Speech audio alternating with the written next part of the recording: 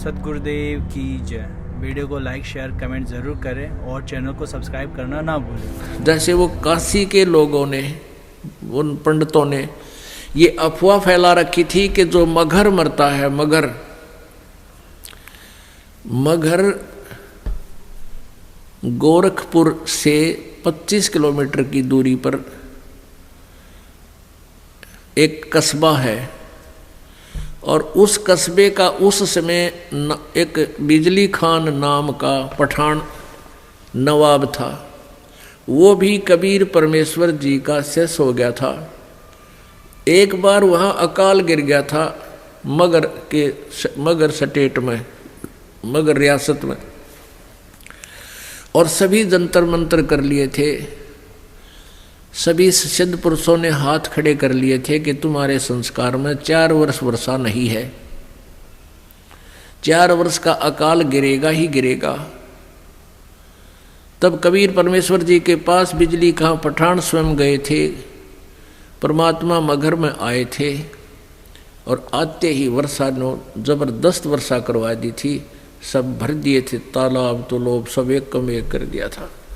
उसके बाद उस मगर स्टेट, मगर रियासत के यानी मगर कस्बे के सभी व्यक्तियों ने परमेश्वर कबीर जी से उपदेश ले लिया था। हिंदू और मुसलमानों ने, उस मगर के अंदर आधे मुसलमान थे, आधे लगभग हिंदू थे, और सभी ने, क्योंकि मरता के नहीं करता, फिर ज्ञान समझ में आ गया। तो मगर रियासत का जो नवाब था वो बिजली खां पठान भी कबीर परमेश्वर जी का शिष्य था। उधर से काशी नरेश वीरदेव सिंह बघेल, वो भी कबीर परमेश्वर जी की भक्ति और ज्ञान और शक्ति से परिचित होकर के उपदेशी कबीर जी के शिष्य थे। तो कबीर परमेश्वर जी ने कहा कि भाई धरती का भरोसा नहीं रहना चाहिए। तुम कोई तो कहते हो मथुरा में मोक्ष होगा, नहीं। परमात्मा कहते हैं मुक्ति खेत मथुरा परी और किन्या कृष्ण कलोल और कंस के सी चाणोर सेवा फिरते डामाडोल। तुम्हारी बात बड़ी कर दें, तुम मथुरा को एक मुक्ति क्षेत्र मानते हो, मोक्ष क्षेत्र।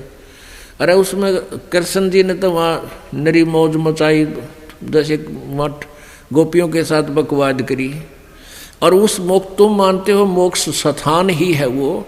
तो उस मोक्ष स्थान पर कंस केसी और चाणूर जैसे का बक्कल उतरा, उन बकवाद प्राप्त हुई, उनका मोक्ष ना होया। तो कहने का भाव ये था कि भक्ति जो यथार्थ भक्ति है, उस भक्ति के करने से मोक्ष होगा और मर्यादा में रहते हैं। तो कबीर परमेश्वर ने उन ब्राह्मणों से कहा कि तुम मूर्ख बना रहे हो भोली जनता को, मैं मगर में शरीर छोड़ूंगा और मैं स्वर्ग से भी आगे सतलोक में जाऊंगा।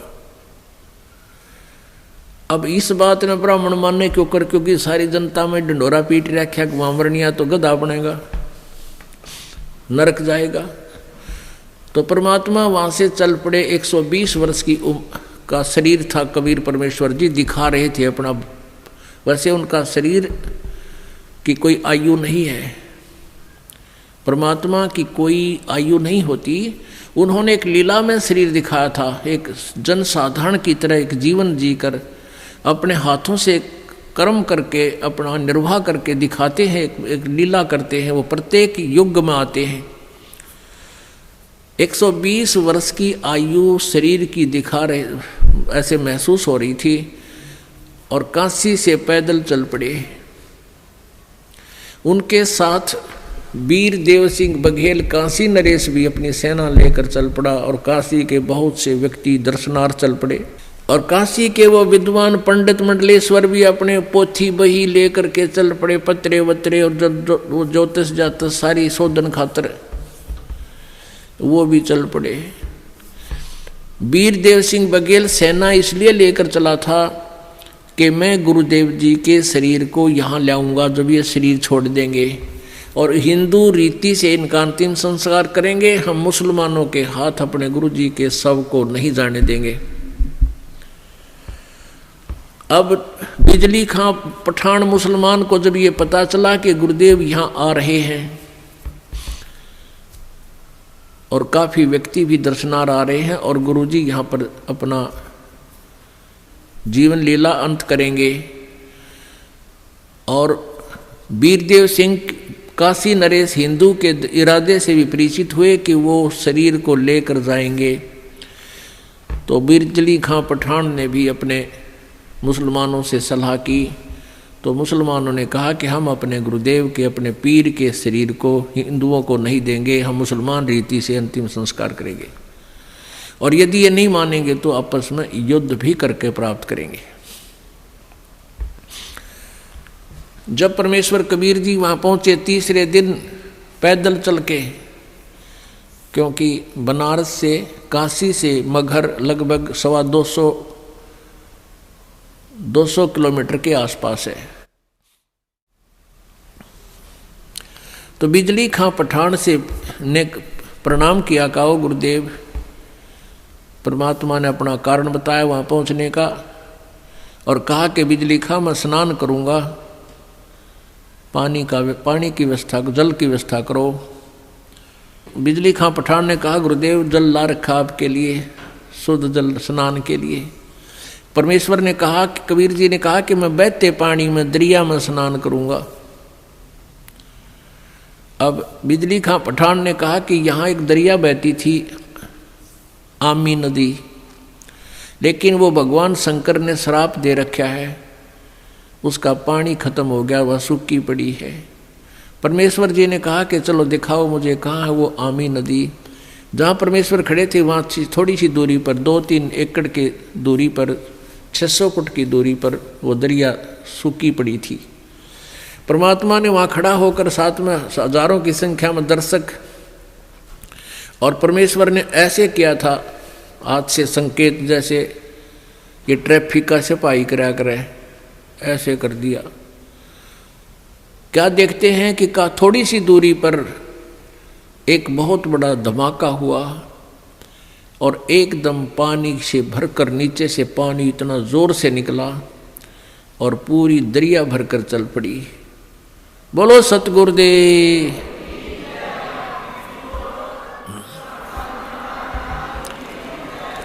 बंदी छोड़ कबीर परमेश्वर जी की जय।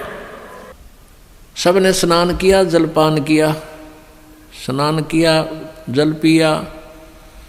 फिर परमेश्वर जी ने कहा कि भाई 1-2 चद्दर लाओ, एक नीचे बिछाऊंगा, एक ऊपर ओढ़ कर लेटूंगा। फिर परमेश्वर ने पूछा कि भाई बिजली खां पठान तुम सेना किस लिए लाए हो, वीरदेव सिंह बघेल तुम सेना किस लिए लाए हो। दोनों ने नीचे गर्दन कर ली, आज सामने सामने खड़े थे। दूसरे हिंदू और मुसलमान कहने लगे, हिंदू कहने लगे कि हम आप जी के शरीर को इन मुसलमान काफरों के हाथ नहीं लगने देंगे, हम आपके शरीर का अंतिम संस्कार हिंदू रीति से करेंगे। मुसलमान कहने लगे हम इन हिंदू काफरों के हाथ आपका शरीर नहीं लगने देंगे, हम आपके शरीर का अंतिम संस्कार अपने हिसाब से करेंगे, और यदि ऐसा नहीं हुआ तो हम युद्ध करके शरीर प्राप्त करेंगे। अब परमेश्वर ने कहा, रे बोले आदमियों, निकम्यों, 120 वर्ष हो गए मैंने तुम्हें शिक्षा देते ने, आज तक तुम मेरे शिक्षाओं का इतना ही पालन कर पाए हो। आज भी तुम हिंदू और मुसलमान 2 बने खड़े हो। खबरदार दे तुमने झगड़ा किया तो मेरे से बुरा नहीं होगा। और सुन लो, इसके अंदर मेरा शरीर नहीं मिलेगा तुम्हें, लेकिन यह जच्चा ना की उनके। फिर भी अगर तुमने झगड़ा नहीं करना है, एक चदर तुम ले लेना, एक मुसलमान ले लेंगे, एक हिंदू ले लेंगे, और चदरों के बीच में जो भी वस्तु मिले आधी आधी बांट लेना। तुम लड़ियो ना भाई, ना तो विनाश हो जाएगा, गृह युद्ध शुरू हो जाएगा, आपसी जुल्म हो जाएगा, महाभारत से भयंकर युद्ध हो जाएगा। लेकिन उनके मन में न्यू थी कि एक बार गुरुजी शरीर छोड़ दे, फिर तुम आप देख लेंगे। हाँ, फिर हम न मानना किससे कि नहीं, अपने हिसाब तक कराएंगे हम। अब परमात्मा ने ऐसा ही किया, शरीर तो उनका साथ ही गया था, छोड़ा नहीं था। लेकिन क्या हुआ, जितने सबके समान था, सब जैसे चादर ओढ़ी थी ऊपर के और शरीर के ओढ़ा हुआ जैसे महसूस होता, इतने ही शरीर के आकार के फूल बन गए, सुगंधित फूल। और परमात्मा आकाश में जाकर आकाशवाणी की कि भी देख लो ब्राह्मणों, देखो मैं जा रहा हूं सतलोक को। जब आकाश में देखा तो परमात्मा का नूरी शरीर तेजों में शरीर हो गया और ऊपर आकाश को जा रहे हैं और ये आकाशवाणी करते जा रहे हैं और कहते हैं उठा लो पर्दा, इसमें नहीं है मुर्दा। चद्दर उठा के देखा, उसमें सुगंधित फूल पाए। हिंदू और मुसलमान कहाँ तो कत्लेआम करने को तैयार थे एक दूसरे के। बिजली खां पठान और वीर देव सिंह बघेल हिंदू राजा आपस में एक दूसरे की ऐसे प्यार से शरीर के ऐसे एक दूसरे से चिपक गए, सीने से सीने का लगाया। आपस में सब हिंदू मुसलमान एक दूसरे से सीने से लगकर ऐसे रो रहे हैं जैसे छोटे छोटे बच्चों की माँ मर जाती है, पिता मर जाता है। और रो रहे हैं और कह रहे हैं हम कति मूर्ख थे, हमने पहचाना नहीं, वो अल्लाह थे, खुदा थे, वो परमात्मा आए हुए थे। अपने आत्माओं, हमने परमेश्वर को पहचाना नहीं। इतनी लीलाएं प्रभु करके गए। आज भी मगर स्थान पर हिंदुओं ने अपनी अलग से यादगार बना रखी है, एक चद्दर और आधे वो सुगंधित फूल लेकर। और मुसलमानों ने अपनी अलग बना रखी है, एक चद्दर और आधे फूल लेकर। आज भी ये दास उसको, आज भी विद्वान है ये दास, बहुत बार उसको देख कर आया है। और हमने वो फोटो खींच कर लाए थे उनके, दोनों अलग अलग बने हुए हैं। 3 बार ये दास भी संगत को साथ ले जाकर दिखा कर लाए, प्रमाण करने के लिए कि हम सुना करते हैं वो सच्चाई है। तो पुण्यात्माओं, उन्हीं में से कुछ फूल अकेले ला करके बनारस में, काशी में भी एक चौरा बना दिया बिजली खां पठान ने। और वहाँ दोनों यादगार अलग अलग हिंदू और मुसलमानों की आज भी हैं और उनका कोई आपस में मनमुटाव नहीं है। वो अपने हिसाब से कर रहे हैं, वो अपने हिसाब से कर रहे हैं। कति बीच में दीवार भी नहीं है, एक ग्रिल ला रखी है बीच में पार्टीशन के लिए, जैसे ये ग्रिल लगी हुई न।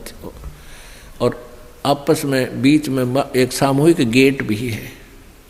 दर्शक जाते हैं, दोनों को देख कर आते हैं।